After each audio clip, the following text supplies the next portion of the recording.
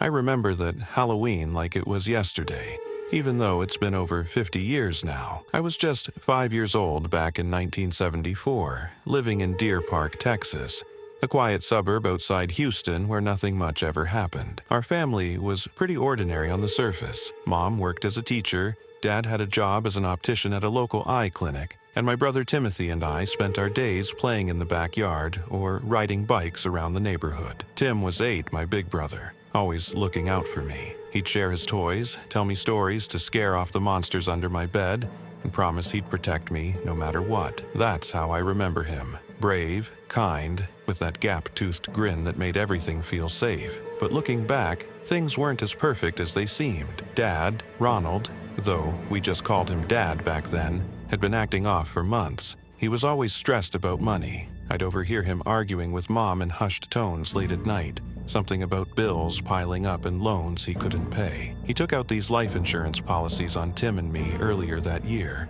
which Mom thought was weird, but Dad brushed it off as just being responsible. I didn't understand it then, but it sticks in my mind now like a splinter. He'd pat us on the head and say, "You kids are my everything. Gotta make sure you're taken care of." His smile never quite reached his eyes when he said it. Halloween that year fell on a Thursday, and the excitement in the air was electric. Tim and I had been planning our costumes for weeks. He went as a pirate, complete with a plastic sword and an eye patch Mom made from an old sock. I was a fairy princess, my dress all sparkly pink tulle that itched like crazy. The neighborhood was buzzing, kids running door to door, parents trailing behind with flashlights.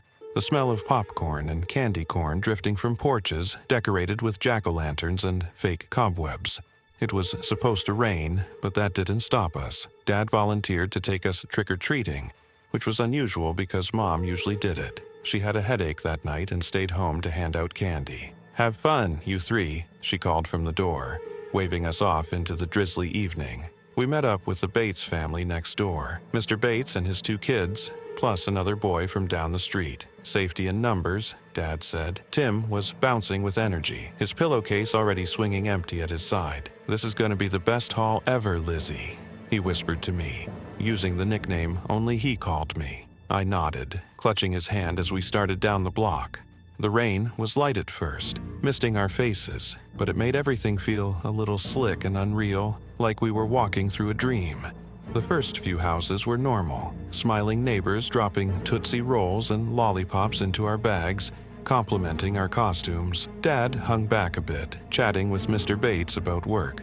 But as we went further, the streets got quieter. Some houses were dark, their lights off, signaling no candy. We approached one like that, a big 2-story place with overgrown bushes and a porch light that flickered weakly before going out completely. Tim knocked anyway, ever the optimist. No answer. We turned to leave, but Dad lingered behind. "Hold on, kids," he called. "I think I see someone coming." We waited in the rain, huddling under umbrellas Mr. Bates had brought. A minute passed, then 2. It felt like forever. I remember shivering, not just from the cold, but from this weird prickling at the back of my neck, like someone was watching us from the windows. Finally, Dad came jogging back, his face flushed. "They were just slow to answer," he said, holding up 5 giant pixie sticks, those long straws filled with sour powder. "Rich folks, I guess, gave these out as extras." He handed one to Tim, one to me, and the rest to the other kids. Tim's eyes lit up. "Cool, these are huge." I tucked mine into my bag, not really a fan of the tart stuff.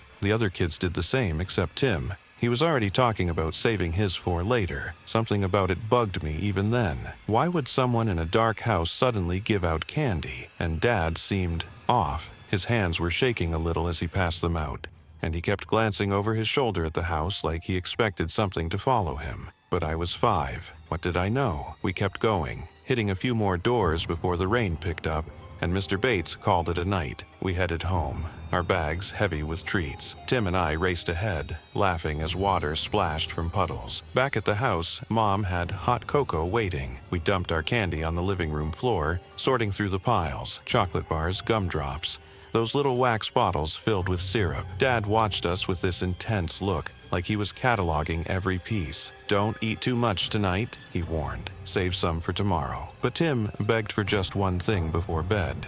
"Please, Dad?" "The pixie sticks?" Dad hesitated, then nodded. "All right, but just a little, and help your sister with hers if she wants." I didn't want mine. It looked funny. The powder inside seemed clumped, not like the ones from the store. Tim poured a bit into his mouth, made a face. "Tastes kinda bitter," he said, but he kept going, sucking it down like it was a challenge. I watched him, giggling at his sour expressions. Dad hovered nearby, asking if it was good, if he felt okay. Mom shooed us upstairs to brush our teeth and get into pajamas. That's when things started to feel wrong. Really wrong. Tim and I shared a room back then, bunk beds, with him on top. As we climbed under the covers, he complained his stomach hurt. "Probably too much candy," Dad said from the doorway, his voice calm but his eyes darting. Mom brought him some water, but Tim waved it away. I lay there in the dark, listening to the rain patter against the window, and heard him tossing above me. Soft whimpers at first, then sharper gasps. "Lizzie," he whispered after a while. "I don't feel good." His voice was small, scared. I sat up, peering up at the slats of his bed. "Want me to get Mom?" He didn't answer right away. Then, a choking sound, like he couldn't breathe. I bolted out of bed, my heart pounding, and ran to our parents' room. "Tim's sick," I cried. Mom rushed in, flipping on the light. Tim was curled up, his face pale and sweaty, vomit on his pillow. He was clutching his throat, eyes wide with panic. "It burns," he rasped. "Daddy, help." Dad was there in seconds, scooping him up. But something in his face chilled me. It wasn't fear, not like Mom's. It was almost expectant. He carried Tim downstairs, yelling for Mom to call an ambulance. I followed, barefoot on the cold floor, watching as Dad laid him on the couch and tried to make him drink milk or something. I don't remember exactly. Tim's body started convulsing, foam at his mouth, his little hands clawing at the air. The smell was awful, like almonds mixed with something chemical. I hid behind the kitchen door, peeking out, too terrified to get closer. Mom was sobbing into the phone, begging them to hurry. The paramedics arrived what felt like hours later, but it was probably only minutes. They worked on Tim right there in the living room, but his eyes had gone glassy. They rushed him to the hospital, Dad riding along in the ambulance.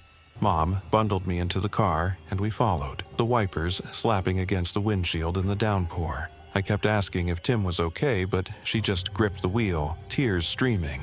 At the hospital, they wouldn't let me see him. I sat in a waiting room with scratchy chairs, staring at a vending machine that hummed too loud. Hours ticked by. Dad came out eventually, his face ashen. "He's gone," he said flatly. Mom collapsed, wailing. I didn't understand, not really. Gone where? But the way Dad hugged me felt wrong. His arms too tight, his breath hot against my ear. "It's okay, Lizzie. We'll be okay." Even then, a tiny voice in my head whispered that it wasn't okay, that something horrible had happened, and it wasn't an accident. The days after blurred into a nightmare. Police came to the house, asking questions. Dad told everyone Tim must have gotten bad candy from trick-or-treating. Maybe razor blades or poison, like those stories you hear. The neighborhood panicked. Parents threw out bags of treats. Kids weren't allowed out alone. Dad played the grieving father perfectly, tears in his eyes as he talked to reporters about the monster who did this. He even collected on those insurance policies quick. $40,000, I learned later. Enough to pay off his debts and then some. But little things didn't add up. The other kids who'd gotten pixie sticks from that dark house, they turned theirs into the police, and tests showed cyanide. A lot of it, enough to kill. Why hadn't they eaten theirs? One said it tasted funny when he tried a bit. Another forgot about it. I hadn't touched mine, thank God. The police started looking closer at Dad. Where did the candy come from? No one at that house remembered giving any out. They hadn't even been home. I started having nightmares. In them, I'd see Dad in the shadows, stirring something into the pixie sticks with a smile that stretched too wide.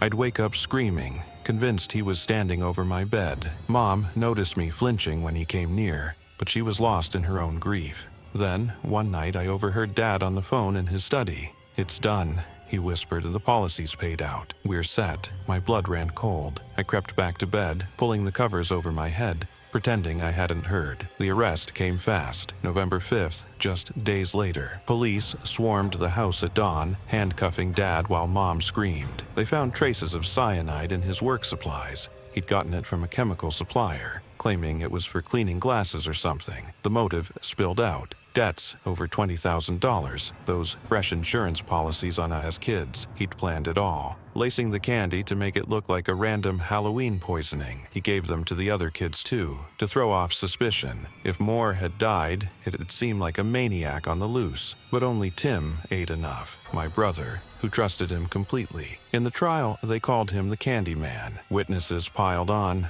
co-workers saying he'd asked about poisons, friends noting his obsession with money. He never confessed, not even on death row. They executed him in 1984, lethal injection. Protesters outside chanted, "Trick or treat," as he died. Sick, right? But fitting. I moved away after that, changed my name, tried to forget. Mom remarried, but she was never the same. Died young from a broken heart, I think. Me? I don't celebrate Halloween anymore. Can't look at pixie sticks without feeling that burn in my throat, like it's happening to me. And sometimes, late at night, I swear, I hear Tim's voice whispering, "Lizzie, why didn't you warn me?" I wonder if he knows now, wherever he is, that our own father was the monster under the bed all along. Was it real? God, I wish it wasn't. But every year, when the leaves turn and the pumpkins appear, the chill comes back.